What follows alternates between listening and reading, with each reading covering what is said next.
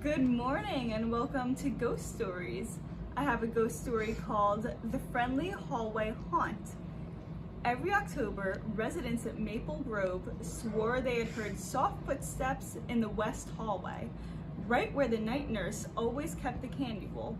It wasn't spooky really. The sound was gentle, almost polite, like someone making rounds. One night, Miss Edna decided to stay up and see for herself.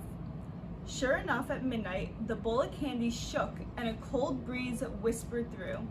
A peppermint floated out and landed right in her lap. She smiled and said, "Thank you, Harold." Harold had been her late husband, Maple Grove's first night nurse, long before it was a senior community. Ever since that night, the residents left a peppermint in the bowl for him every Halloween.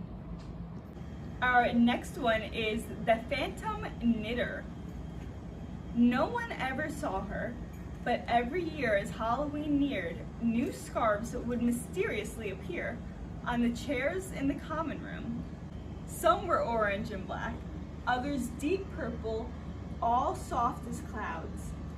Mrs. Thompson swore she once heard knitting needles clicking in the empty lounge after hours. The staff said it was just drafts and echoes, but everyone secretly hoped it was the Phantom Knitter, a resident from years past who never wanted to feel cold. This year, when they found a tiny knitted pumpkin sitting beside the coffee pot, they didn't question it. They smiled and said, "She's right on time." Every night at exactly midnight, the teacups in Grandma Alice's china cabinet would clink softly, though no one touched them. When Lily stayed the night, she tiptoed into the kitchen and saw a faint shimmer. 3 translucent ladies in old-fashioned dresses, sipping tea and giggling. They looked up and smiled. "Would you like chamomile or peppermint?" one asked. Lily smiled back. "Peppermint, please." The next morning, there was a warm teacup waiting for her on the counter. Fort Sumner, New Mexico, the site of the death of Billy the Kid. In his tombstone, his grave is buried at Fort Sumner. But my mother was there, slept there after the death of her mother, I think about 1934. So my aunt, her sister, had me sleep in the very same room that my mother slept in after the death of her mother, 1934.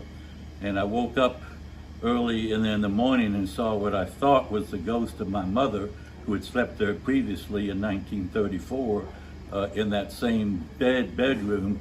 And I thought that I saw her ghost looking over me. But I don't know if it was my imagination or if it really and truly happened, because when I opened my eyes, the aberration was gone. But it seemed like a real experience during that night in 1930. Well, she slept in 1934. I was there about 1962 or 63.